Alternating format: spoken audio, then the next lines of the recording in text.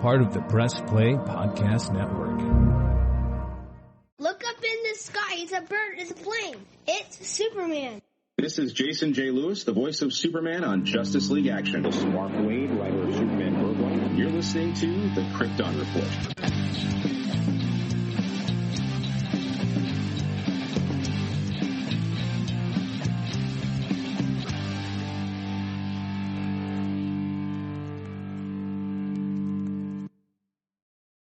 Welcome to the Krypton Report. I'm not going to read my huge intro because I'm getting over the flu, and my name is Tyler. I have with me, so I don't have to talk as much, the great Mr. James Cole.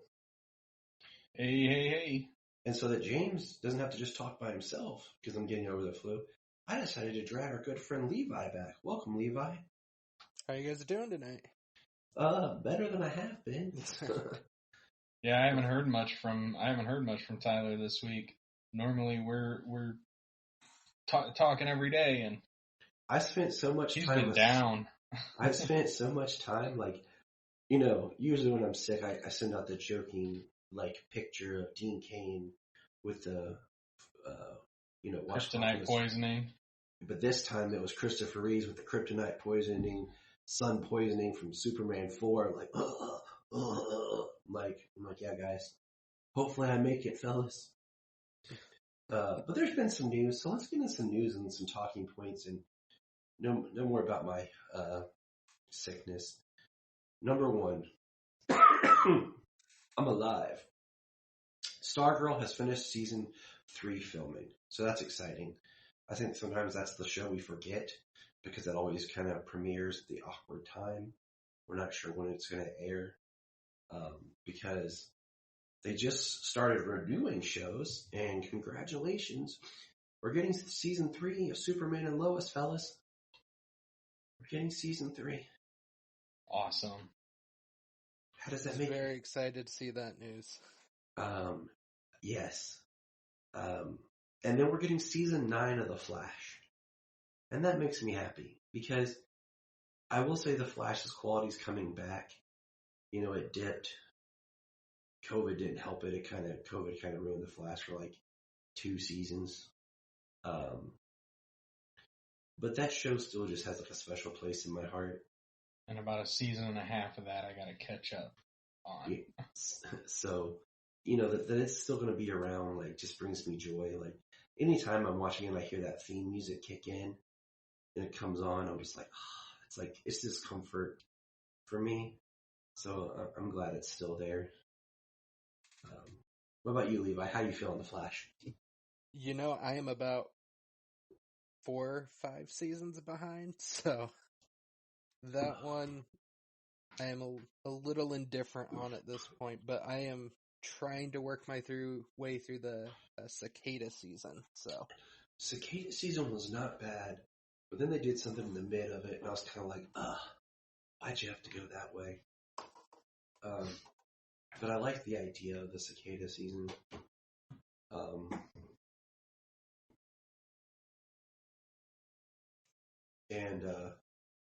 I'm glad it's still there. The next thing is they've announced a Riddler Year 1 comic. It's going to tie into the Riddler from Matt Reeves' The Batman.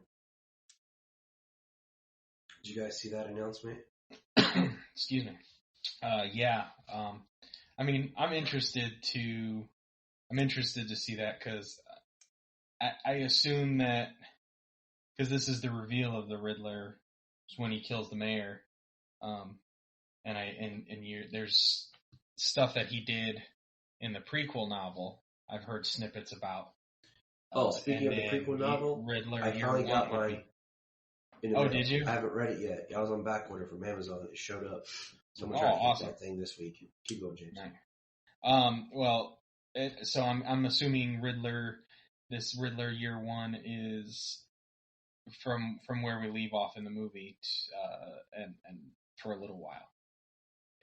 It'll be nice to see where a person who is, becoming the character on screen pictures where their character is going to go from there.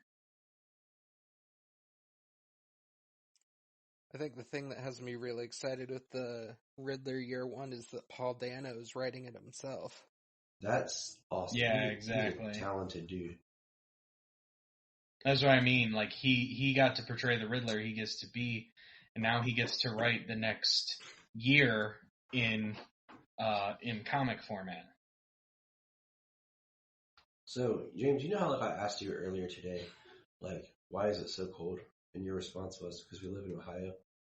Yes. I think it was yesterday. I was like by myself and I was turning the fireplace on, and just out of no reason, I started doing like the Riddler speech from the Batman, where he's like, "It was so cold. Every winter, one of the babies died. But poor Bruce." And I'm like, why am I just doing this to myself in the house? Like, am I losing my mind from being sick? I'm like, all right. Right, So, that's a little dark, stuck in solitary over there. I mean, yeah. So speaking of the Batman, let's talk, guys. So, first of all, Matt Reeves did an interview, and I shared that with you, James, where he was talking about that prisoner, the Riddler's friend, being the person who will be the Joker. And he was describing how he wanted to go back with the idea of, like, more inspired from Conrad Veidt, The Man Who Laughs,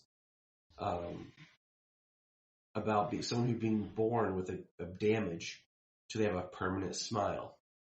And I'm like, okay, cool. I'm like what he's saying. Matt Reeves released the scene of like the interrogation talk between Batman and Joker a couple of days ago. And I will let Levi go first as our guest on his thoughts. Then James and I will go last. I mean, I was super excited to see it, and I enjoyed it.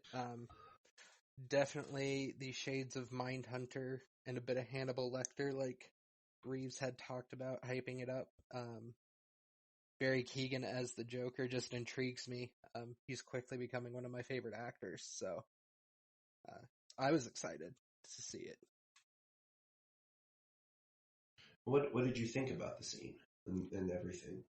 I'm glad he cut it. I think it would have really slowed down a very well-paced movie. I'm also glad he didn't hold on for it for too long so we could all see it. But it made sense to me why it was cut, because it was very good, but it wasn't necessary. It would have been kind of just out of place in the movie. Okay. I think some people out there would. The only thing they would take away from that if it was in the movie is complaining that the Joker's already been locked up in Arkham Asylum. Like, where's that story? Yeah, you'd get that. You'd get those complaints constantly. I have a theory on that. But James, what are your thoughts on the scene? So I do enjoy the actor. I was very interested to see more of what there was.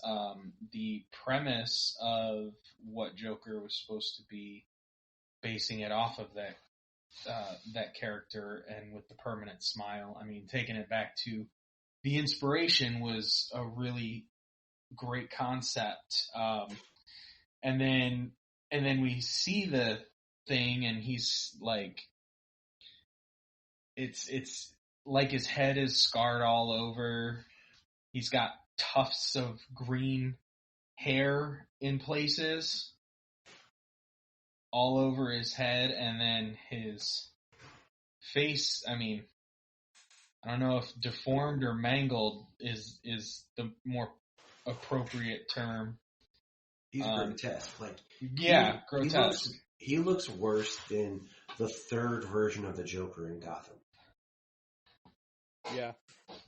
I think grotesque is the best word for it. I think their interaction was great. I think there's a couple of bits in there, like I watched it a couple of times, and then I saw somebody post that the Joker takes a paperclip. Yep. So I was like, so when I saw that, I was like, oh, that's pretty awesome.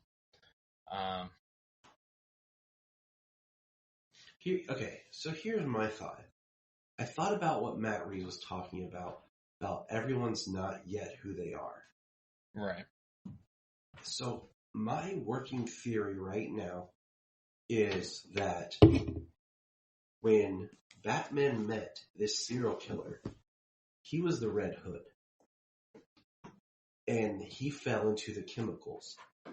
And if you look, his body looks like a person who fell and got chemically burnt. Yeah. And and he's healing. So my thought is a lot of his mangled skin, like his nails, his hair, all this is because he's healing. And we know, like, state law is if someone's in any kind of state hospital, their medical care has to be met. So they're going to take care of him and heal him and everything. So my thought was the last time Batman met this guy, he was just a serial killer and he was the Red Hood and he's healing after falling in the acid. And that when he would then emerge and become the Joker. And he would have a different look. And that's kind of my headcanon about it, because I don't want this grotesque Joker. I mean, we got that look on Gotham. That was one thing I loved about where they were going with Leto, was a very clean looking Joker minus the tattoos, and the grill. We were supposed to get that story, but that's neither here nor there. But, like back to how Nicholson was a kind of clean Joker. I like Eddie being born with like the smile, and that can be done without being this grotesque hatchet face looking thing, Yeah, I mean he does look like a slasher movie serial killer. Like something you'd see when somebody gets their mask, where the killer gets his mask ripped off. But that's kind of like my headcanon kind of at the moment, is he's healing from his acid trip. Yeah. But his acting and the interaction was spot on.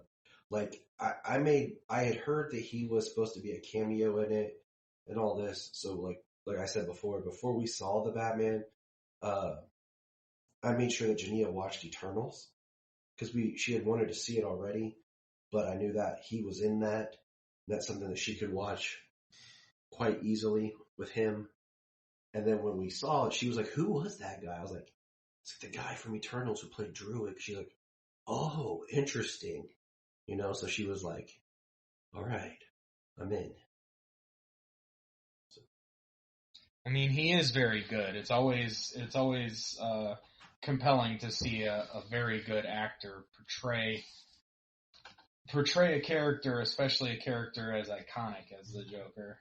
Yeah, I just like that it also kills Brian's theory, which just makes me laugh. So. See? Calvin and Plum laughing about it. Hey, we're going to press pause and hear a few words from our other podcasts on Press Play Podcast Network. Hello, Brooks here with the Books with Brooks monthly book club podcast. Here's how Books with Brooks works. We read one book a month and then we talk about it.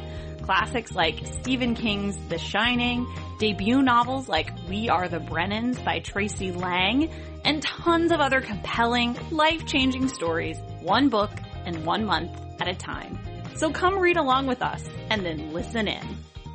This is Dan Jurgens, and if you want to have a good time, keep listening to the Krypton Report.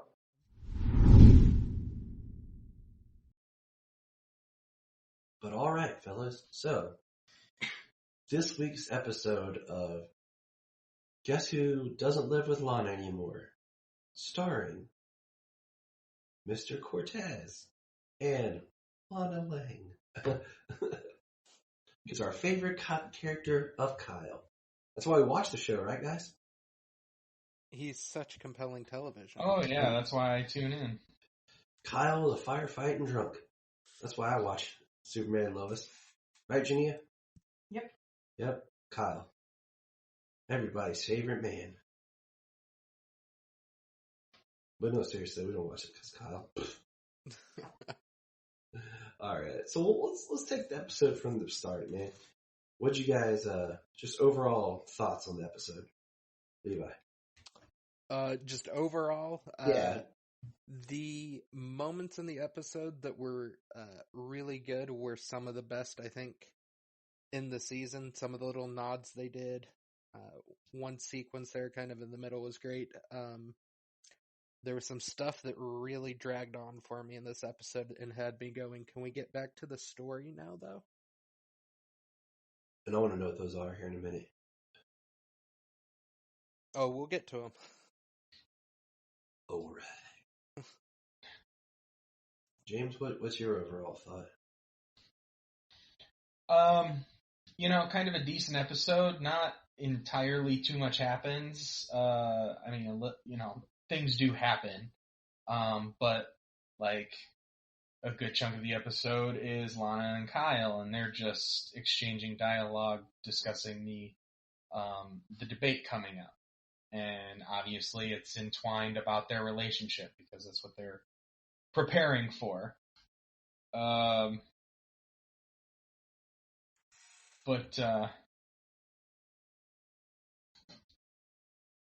interested to see what happens next. Yeah. Is what I'll say. It was kind of a nice, it was a good episode, but it was kind of just like bridging from last episode we got to what we're going to have for the rest of the season. Because we've only got probably, 13 episodes? 15 episodes? I want to say it's 15. I can't remember. I feel like that's what I heard when I listened to that one interview with Todd back before season 2 really started. So, how many did we get in season 1? I think it was 15, right? Okay. Sounds right. Well, I liked this episode. There were some beats I was kind of like, ugh. But I thought, not a lot happened action-wise, but I thought there was a lot of good setup and story and building the characters. So do you guys want to take it character, or you want to take it by, beat? Because I think it'd be easier to just go by characters. That works for me. So we'll start off with... Might as well start off with Lana and Kyle, since I kind of spoiled what they were going on. They're the most attached. Get them out of the way. Yeah, what they have going on. And they're also the most attached from everything else. So yeah, that helps a lot too. So Kyle shows up, and we find out that he's not living at the firehouse. He got himself a little sublet apartment. Hopefully it's not over top of the bar where the girl he cheated on with. That would suck. That would not be wise. Because why would you bring someone around your relationship to hang out with the person that you like, that you cheated on with? That doesn't make sense, right? Yeah. Am I right? I hope that would be too obvious for drama. I hope that they don't go that way. Yeah, hey, be friends with the person I cheated on you with, but whatever. Well, yeah, that's not like that's going to come up somewhere. But, and Lana's preparing her. Kyle's there to get the girls, but I only saw one. And he's going to take them to breakfast, and he sees Lana preparing for her debate. So Kyle tries to help coach Lana in questions that would come up for the debate. And I think he does a good job. He asks some questions, and one question being that he asks her is, how are you going to keep scandal out of Smallville? You can't keep scandal out of your house. And she kind of, breaks character, so to speak. And she says, it wasn't me who brought scandal into my home. And I think she says it was you. Did she say it was you? Or did she say it was my husband? I can't remember. I think she was still kind of addressing as the audience for the debate, but And then eventually she did go around to pointing it directly at him. But I think she started from the debate standpoint and then directed it towards him in the end. You know, but Kyle makes the point of that's something that's going to come up because the moderator's the mayor's hunting buddy.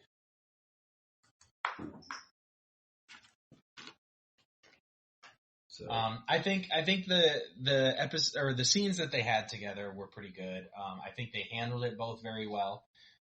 She said that she wanted him to help because he's been there all along, and they have a good rapport with the campaign.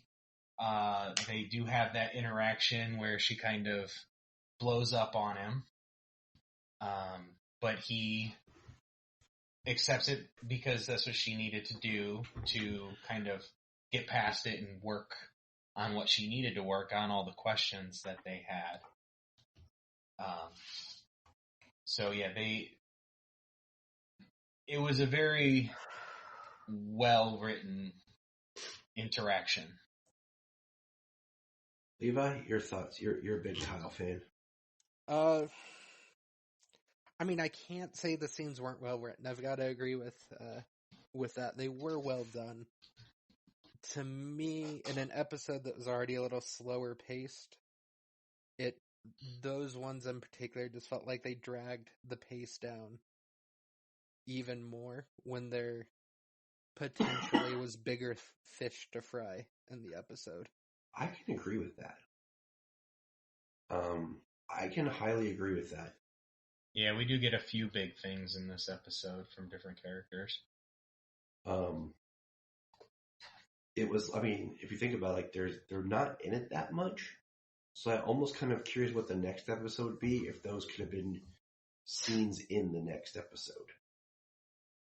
Yeah, like a way of combining. Well, like I said, hopefully this is a good episode an episode that bridges that. We get a lot of information for a lot of different people, and then it was a very good setup in this episode for things that are to come. True. So, I mean, for a show that's done really well and not had too much filler when it comes to the story and the pacing of that, I think, it and we'll see what happens next week, but I think it did well. I think it did what it's supposed to do mid-season here. I also think having the break that we had, and then getting this episode kind of killed momentum. Yeah. I think if we would have gotten the last episode, then watched this directly after it, I think would have helped with that kind of feeling. Well, it certainly would have left you on a wow, I kind of really want to come back. I want the next episode. Very intrigued for when it does come back. Right. So the next grouping will be that John Henry returns, and he's coming home from the hospital. And at the beginning, we see that he's being released. And he's doing well from his injuries, but he's having a little bit of memory issue. And we get some flashbacks here, which I thought was interesting, that they tied more tightly back, that we actually see the antimatter wave coming while the wormhole is open. So John Henry and then Nat goes through the wormhole right as the antimatter wave of crisis crosses it. So I thought that was pretty interesting. The flashback scenes had me excited. I took notes on this one because I knew you were sick, so I wanted to be able to talk a little more. And I actually have written down, nice for them to finally acknowledge crisis happened on the show. Yeah. So. Well, that was speculation we had as to how he got to this Earth to begin with. We had speculated that that crisis happened about the same time that he went through. And the fact that his John Henry of the Earth had already have been something that had to have happened to him because two people from different Earths couldn't occupy the same Earth. But poor John Henry is having, like, what would you get, memory confusion? Because when he sees Lois, he forgets that's not his Lois. But then he's like, I remember now. Like, so, he's dealing with that. And then Clark, Natalie still has issues with Clark. And he was supposed to come pick John Henry and Nat up from the hospital, but of course he was being Superman.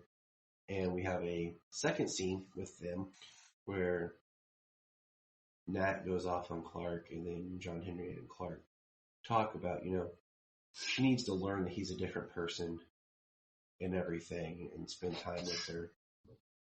And, which is why the flashback scenes were so important in this episode. Yes. To have Nat start to come to terms with, Lois being around who's not her mom, and Clark and Superman being around who's not the one who killed her mother. And then the final kind of scene is Clark gets a place for John and Nat to rent and live off the farm somewhere, and we see them go to it. And it's like a machine shop. It's like a garage with an attached apartment. Yeah, and it's a little run down and needs some fixing up, but with their skills, I think it's perfect for them. It's going to give them I was going to say, with their engineering skills, yeah. My first thought when I saw it was it's like their bunker that they would always show where he was building his right. Right. And they're going to build him a new suit. And it was nice to have him back. I like the buddiness of John and Clark. And that going on. So I liked having that element. And I'm glad he's back. I hope that the memory thing is just like for this episode, because I feel like we've already mined that emotion. Let's not drag it out anymore. Yeah. I'm definitely here for the Clark and John Henry buddy scenes, though. That scene with them discussing Clark's doubts that he could ever have a relationship with Nat, I thought was really... I like seeing Clark struggle as opposed to seeing Superman struggle, so that was a really good scene. At least for me. I agree. Well, in this episode, we get more Clark than we get Superman. Excuse me. I'm okay with that. Because I like both characterizations. I think you need to see both sides and the way he's living and dealing with things. Life is both of them. I'm still waiting for, I don't know about you guys, but I wanted to ask you this, if you're both still waiting for Clark to confront Kyle, man to man, and punch him for cheating on his best friend. Just throwing that out there. I do think like an interaction with them is inevitable, but certainly not punch him. But I think you would feel the Superman level of disappointment directed at him. You know how he does. Yeah. I can see it happening at the debate. That's my prediction. Hey, I can dream, okay? He just walked up to Kyle and goes, whew, and Kyle just flies back. But all right, so the next grouping, I guess, would be kind of building up. I guess would be probably the boys before we get to Superman, Lois, and Allie, and the rest of the family. the fraternals. Fraternals, yes. Can I just say, like, I know John's being very, John is being very protective of Candace. And, like, one thing I told Jania is, first of all, I really want to know why they changed his girlfriend between seasons and didn't just let the drug-dealing girlfriend be the one whose father's the criminal in Central City. You know, like, why do we have to change to this new character that they're forcing on us? But if things were flipped, I don't think Candace would be trying to protect John. I think she'd rat him out to save her skin. Oh, yeah. You know, so John's taking all this heat, not giving up. He's going to complete school online. Smallville's football program was shut down for the rest of the season, forfeiting every game, and then they had to re-forfeit their wins.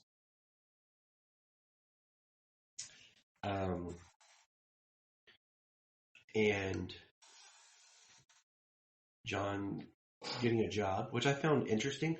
Why not just put him to work outside in the fields of the farm? That was my thought, because I remember them saying, I think in season 1, that Clark was taking over the farm. Right. I mean, I know Clark can do everything in an hour. Farm. I mean, I know he could be back there, like, Clark can do everything by himself, but you know what I'm saying? Like, I know it's fall, so there's not as much, but there's still chores that can be done on a farm that John should be doing instead of working at a grocery store. Like a little convenience shop, you know?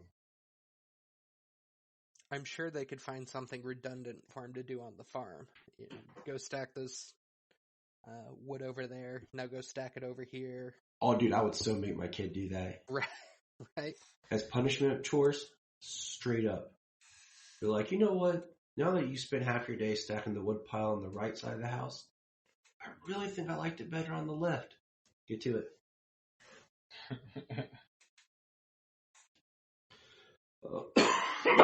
Excuse me. They even, so Jordan is at school and hears some towny hillbilly dude hustling Kansas. They are in Kansas. I'm done. Peace, guys. Yeah, so the drug dealer who sold the XK inhalers to Candace is harassing her for the money that she owes him for the ones that got confiscated. She obviously didn't get to sell them. And it's a lot of money. And he's threatening her, and Jordan kind of steps in between, and then he goes away. And then when John gets off of work, he is walking Candace home, and they get pulled upon by said drug dealer on the street, and he starts and he takes XK, and he attacks John, and he goes to take Candace away, force her into his car.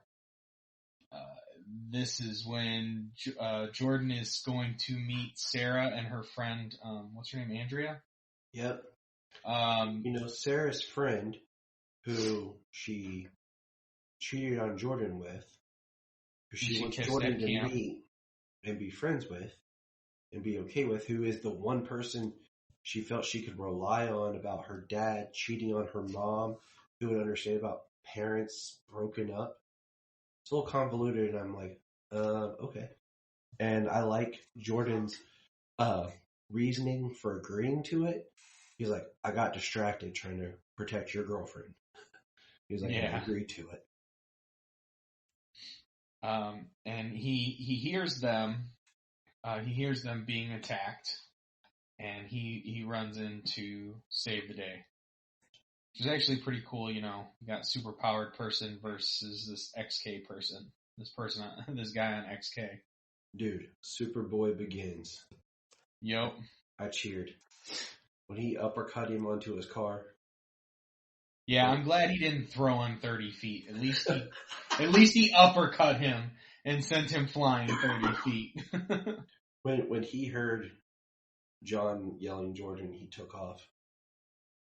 Like, I was like excited. And like the way he like had the hood up and head down, you know, and then the way he ran away at the end gave me some Smallville vibes. I was like, I looked at Jinian and I was like, man, I love him. You know, Superman runs away like that. Maybe because I spent 10 seasons in Smallville. Watching him go. I also loved, like you said, with the hood up and all that, it gave me Superman Earth 1 vibes. The cover of that. Yes. That's what I thought. I was like, that is like just such a cool modern Superman look right there from a recent comic. Yes, I loved it. And what I found interesting though is when Jordan gets back and he's going to go meet Sarah, like his knuckles are a little bloody. And he's got a little, you know, cut and scrape on him from fighting another superpowered person. And he ends up just going home and then John sees him. I was like, what was I going to say? How do I explain this to her? And then he calls him out and says, why didn't you tell me it was Candace? You know, he's like, that you're trying to protect. Like, you don't think I'd understand or something? He's like, why didn't you just tell me? Yeah, I'm a little concerned that he didn't figure it out on his own. Because how many people in that town would his brother be trying to protect over drugs? So I'm surprised that Pulitzer Prize winning journalist Clark and Lois didn't figure it out immediately. yeah, that's the one part of this drug storyline that's starting to like. You guys aren't really trying that hard to figure that out, are you? That and the fact that they, you know, last episode they ripped him about drugs and XK and all this, but they don't even bring up like you're half Kryptonian. Like this could have had no effect on you. This could have had major effect on you more than anybody else. Like the effects that this inhalers could have done to him could have been radically different than anyone else. You know, they don't even really bring that up into the discussion. No, they haven't. That's been annoying. The other thing is, one thing I did appreciate is when Jonathan asks Candace how much she owes the guy, and she says, more than we got. Because I like when they talk in roundabouts and not in exact numbers in shows and stuff where they have to put prices on things. I don't know, I just always like that better than trying to put a finite price. Because sometimes it doesn't always age as well. Because, I mean, honestly, guys, you know, I'm not into, you know, street drugs or whatever. But if someone was selling inhalers that gave you powers like Superman, I'm pretty sure that whatever one inhaler dose would go for would be a lot of money. Yeah, I don't see the people around Smallville actually being able to afford that. The high school kids around Smallville. Yeah. Like you would have to sell it, like you'd have to start like diluting it down to like, okay, this is only worth an hour and it's like $600 or $1,000, you know? Yeah, how do you put a price on superpowers? Exactly. Even temporary superpowers. Exactly. In a world where everybody wants to be Superman. Like, so anyways, that's my one thing about the whole drug thing is how it's like, yeah, man, this guy just got some more inhalers. Where are these kids getting this money in this town that was drying up that Morgan Edge had to save them last season? We're not hearing about, you know, any crime sprees. Like, for sure. You know that mining operation is still banking big bucks. So, yeah, it's all shut down. So exactly. So there's the boys in this episode. Can we also say that when the Clark and Lois needed to communicate with the boys, they Rochambeau'd it? And apparently Clark always loses. Apparently. I mean, that's how it is. You always lose to your wife. Right, Enia? Yep, she's shaking her head. It's true. I lose. So now that brings us to Clark, Lois, Lucy, Anderson, Allie, Chrissy, and Sam. I was like, I know there was somebody else forgetting. Everyone else. So Chrissy, my favorite, not favorite person on the show, returns. And we find that Allie is calling together some of her members, and there's Anderson, and they're going to go to the mines and basically ascend. Okay, awesome. They're going to cross over, and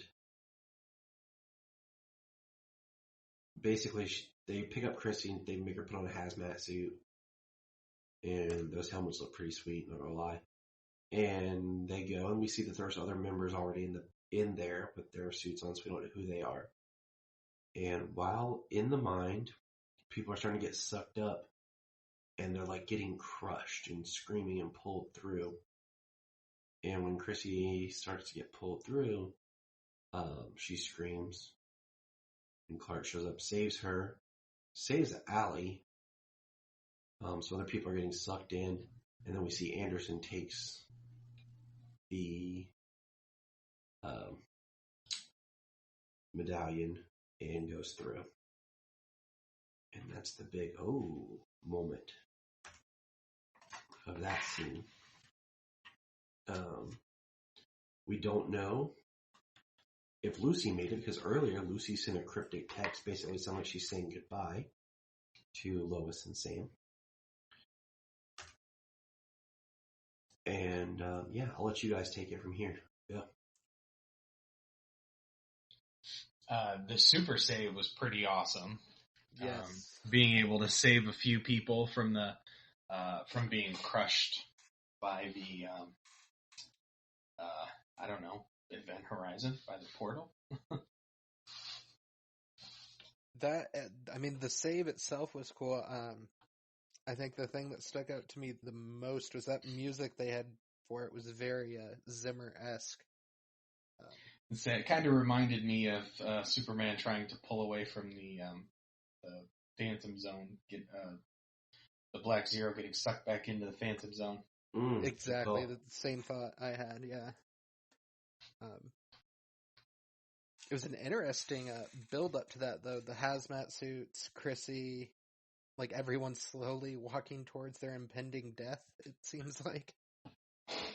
Willingly. And then, jumping ahead, Allie says, later that she wants to cross over still. But how? Because we were told by Anderson, because he came back from the other world, like he went under just like Allie did. This time probably more voluntarily, but he went under, and he said that Allie from that world said, "Come here now." Yeah. And the interesting thing is you have to have the pendant to physically cross over. And now both sides of that are on the other side. Is it both, or did he just take the pendant that he got from Bizarro? Does Allie still have her pendant? I thought she had both of them, because she was bringing both of them over. I mean, I would assume she had both of them, but I think he I'll have to go took back the and watch one. it. Well, he had one, and she had hers, but I thought she had them together. Somehow, I don't know. I'll have to watch it again. I don't know. I mean, I think that he gave her that. Didn't he? Showed her I don't know. Maybe he handed it over. Maybe he didn't. I need to watch it again. Well, I don't think they ever showed him hand it over. Like he goes to her because Superman's interested in her, saying she's bad, and then he shows her that he has the medallion from the amulet from the Bizarro world, and then we start this episode up, and he's waking up from the other world. So I think they cut right over. They cut right over that. I mean, that's all we can assume, I guess.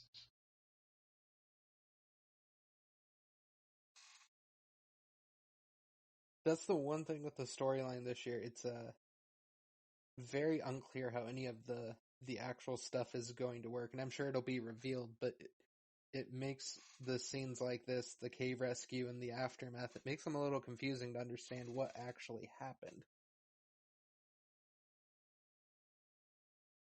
Right, because, I mean, so far all we've got, when the only characters we've had who's come into contact with their other self is Superman. And they talked about how them being in proximity of one another was powering them up, or powering Superman up. So, I mean, that's really the only hint we got as to the amulet or anything else. Because we've just seen it. We've seen it with her. We saw it with Bizarro. We saw that Bizarro took it from her on the other Earth and came over to this Earth. That's about it. I'm intrigued about where this is going.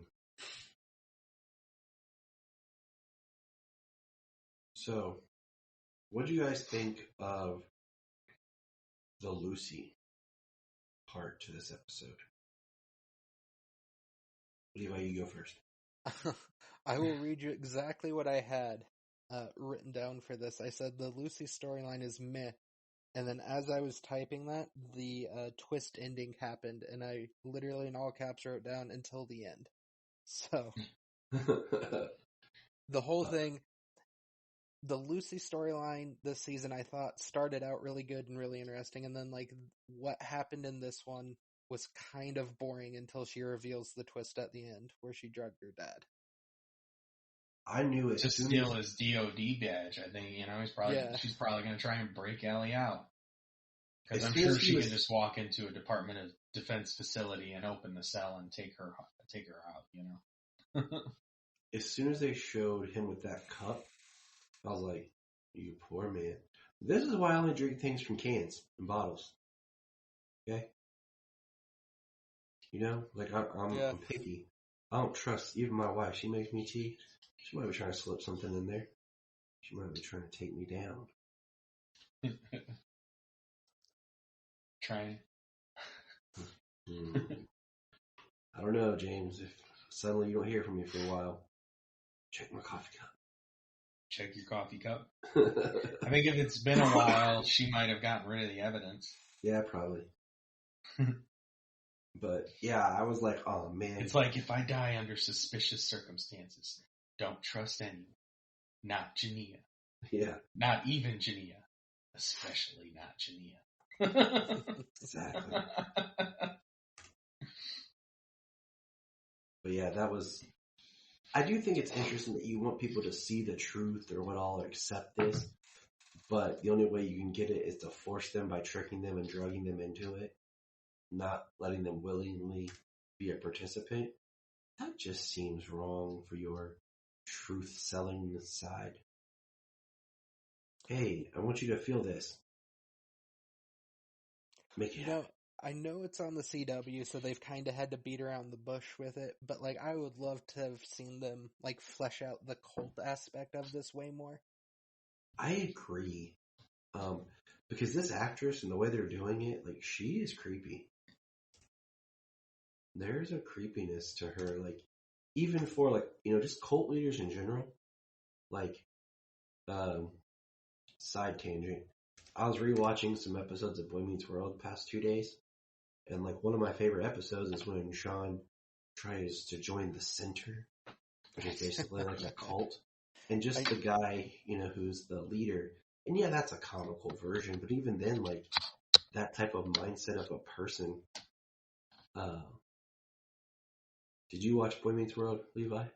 I know exactly which episode you're talking about, so. Second tangent. So I decided to watch some key episodes from Girl Meets World. Like, I was like, because I had seen like 1 or 2 episodes before. I was like, man, I'm going to watch the ones where like the previous characters really pop up. And I was like, man, I always love Mr. Turner. So I watched the first episode with Mr. Turner in Girl Meets World, and it mirrors the first episode of Mr. Turner in Boy Meets World. But what's neat is the teacher that they bring in to teach English is teaching the students The Dark Knight Returns. Yeah, I remember watching that. Yeah, I was like, okay, that's dope. Yeah, it sounds like an interesting episode. It was. It was. And it was just cool to see Mr. Turner back to you. But all right, back to this episode.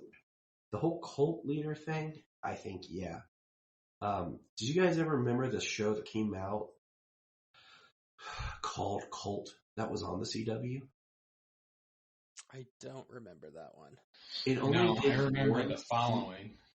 The following was, dude, the following season 1 was great. Season 2 I dropped off. It got too crazy. Yep. Cult was like a TV, I'm trying to remember it. It had a bunch of quote unquote CW players, like people that you'll look them up like, oh yeah, I seen you. And I can't remember if it was before or right after the Vampire Diaries, because I had one of the people from that show. But it was like about a TV series about a cult, but it was like tied into like a real cult. It was an interesting idea. It only lasted one season. The main dude who was like the cult leader or whatever was the one that played the Clock King on Arrow. So it was interesting. But, well, that guy is a good actor. Yeah, he is a good creeper. Yeah. I think he could play that. I think he could pull that role off pretty well. But any other final thoughts for this episode, Into Oblivion? The only other thing I'd touch on, the scenes with Lois and Clark. These two have to be kind of the best pairing I've seen of the characters in a long time. And every time they just have a scene with the two of them, it's one of my favorite scenes in the episode. And they had a couple in this one, so that was always nice. I agree. First of all, I'm going to go on a tangent here. I hate the Christopher Reeve and Margot Kidder, Lois and Clark dynamic. People say that's their favorite Lois. That's their favorite Lois and Clark. No, not mine, because they never had a really good relationship. She loved Superman, and then kind of like Clark, and then, there's that whole muckiness of him giving up his powers, blah, blah, blah, blah, blah. No, she was never really good to Clark. They never had a chance to cultivate a relationship. Okay? I hate Kate Bosworth as Lois. That's on record. And then we've had some other, couples that have had a chance to try to cultivate and show a really good relationship. But these two nail it. I mean, they have it that says that they are this couple, and they've had history together. And I love it. Like, it's the best part of just really helping ground the series. Yeah, I just buy it when they're on screen together that like this is who Superman fell in love with, and she fell in love with Clark and not Superman, and it's just such a nice change. And like the scene where he's comforting her on the couch is just so nice. Yeah. Yeah, the episode last season, I'm sure it's on record when we were talking about it last season, the flashback episode where Tal was in his mind and we got to see the past and the history, and the way that those two got together is one of the best episodes of the season. They have an amazing relationship in this series, and I liked the scene where they're on the couch at the end of the episode when Jonathan comes home and where have you been? I promised to walk Candace home, and Clark's is very stern. Store or the house. Anything else you need our permission. And then Lois has, her, like, that's fine, but, there's a limit to how long it can go on. Very nice scene, very good discussion between them. They're so good, together. I don't know if I would say she's my favorite Lois Lane. She's not my favorite Lois Lane, but them two together are fantastic. She's in the top 3. Without sitting down and having to like etch it, in stone here. She's in the top 3. I'll just say that. Yeah, she's doing great. I don't dislike her in any way. I want to, that's make that clear that that's not the case. I don't dislike her in any way.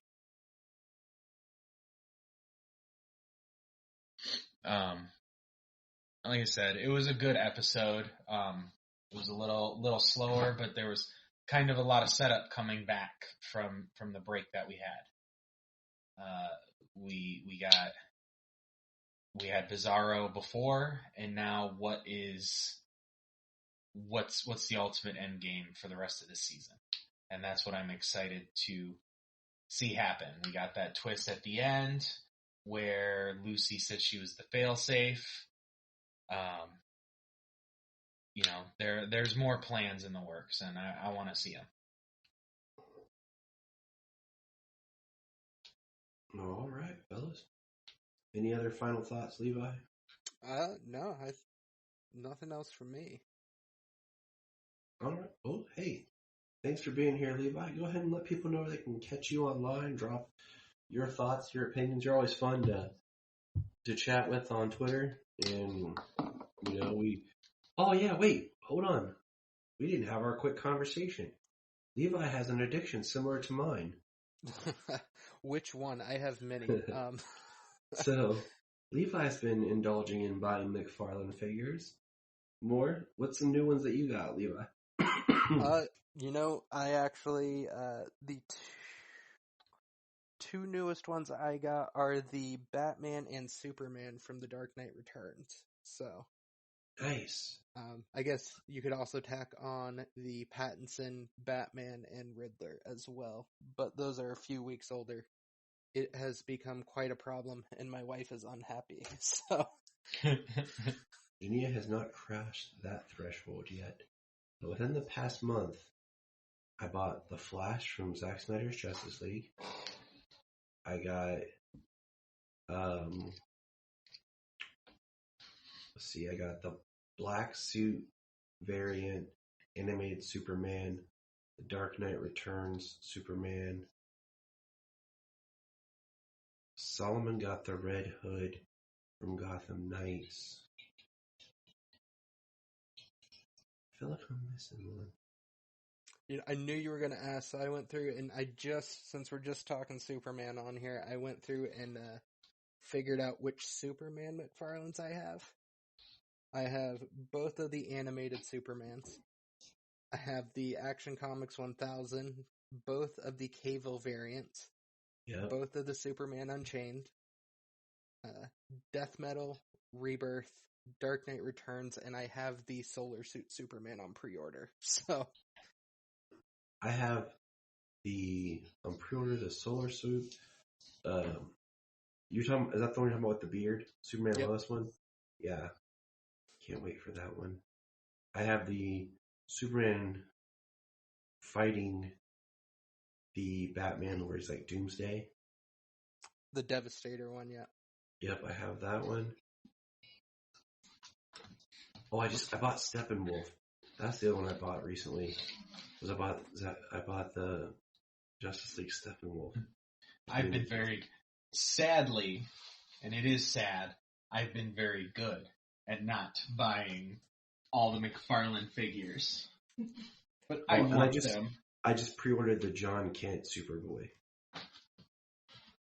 Yeah, I'm going to be better going forward, but my intention when they first started coming out was I'll get any Superman one, and then I'll get the Zack Snyder ones. And that quickly has not been the case. So I do really want to finish my Zack Snyder's Justice League collection, though. Yeah, I do have the gold edition armored Darkseid and the yellow or the blue suit exclusive Superman, the Target exclusive Superman. I haven't gotten the black suit yet. I need Batman and Cyborg, and then I guess technically I would need Wonder Woman from Wonder Woman 1984. since they didn't make a Zack Snyder Justice League Wonder Woman figure. So it's just that. That's the one I have for my Wonder Woman in it. But I think the only Zack Snyder one I am missing is the unmasked Batman one.